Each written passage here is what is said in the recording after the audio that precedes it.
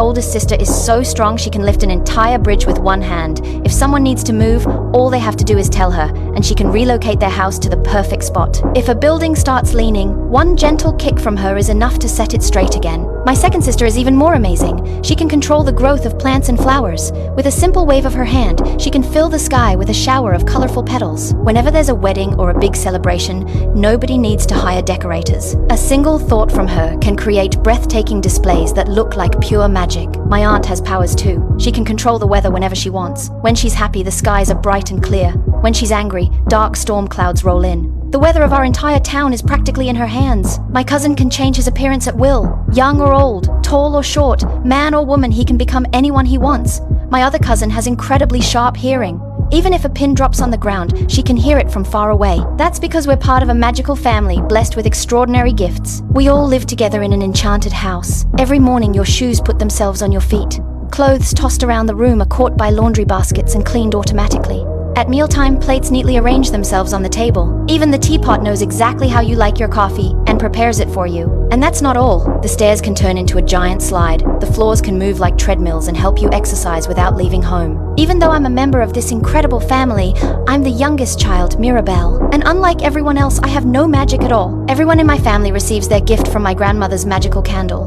When each child turns 5, Grandma grants them a unique power. When I was 5, the enchanted house opened a magical door for me too. But the moment my hand touched the doorknob, the door mysteriously vanished before my eyes. From that day on, Grandma never smiled at me the same way again. Even without powers, I tried to stay positive and make the best of life. Then the day finally arrived when my little cousin was old enough to receive his gift. The entire family spent days preparing for the ceremony, each person using their powers to help. Everyone was nervous and excited. I wanted to help too, but my second sister mocked me mercilessly. Even Grandma, the head of the family, told me not to get in the way. It hurt more than I wanted to admit. All I'd ever wanted was to do something meaningful for my family. When the ceremony began, my little cousin successfully opened his magical door.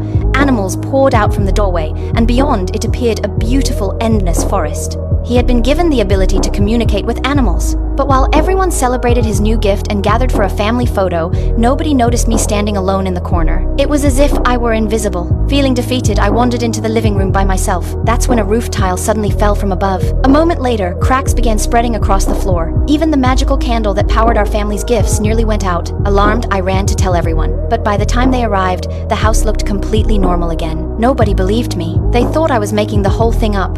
My second sister accused me of trying to get attention. I tried to explain, but Grandma cut me off. She insisted that the magical house was perfectly strong and safe, and that I was simply playing a prank. That night, I couldn't sleep, so I went outside to clear my head. As I passed Grandma's window, I overheard her talking to herself. That's when I learned the truth. She already knew the magical house was beginning to fall apart. And when it finally collapsed, every member of our family would lose their powers. My family might not have treated me the way I wished they would, but I still loved them with all my heart. I couldn't let that happen, so I decided to save the house. Searching for answers, I went to my oldest sister. She told me about an uncle who had disappeared years ago. He possessed the power to see the future, and had once predicted that the magical house would eventually collapse. If anyone knew how to stop it, it would be him. The problem was that he had been missing for years. Determined to find clues, I secretly searched his old room. Behind a waterfall made of flowing sand, I discovered an enormous hidden palace. As I carefully explored it, I found dozens of glowing green fragments scattered throughout the room. When I pieced them together, an image of myself appeared within them. I was completely confused. Then suddenly, the palace began collapsing around me. I grabbed all the fragments and barely escaped. Back in my room, I assembled them again. That's when I realized something terrifying. The cracks appearing throughout the magical house seemed to be connected to me. Before I could figure out what it meant, my father walked in. After hearing my story, he took the fragments away and warned me not to tell anyone about them. Unfortunately, my cousin with the super hearing ability overheard every word.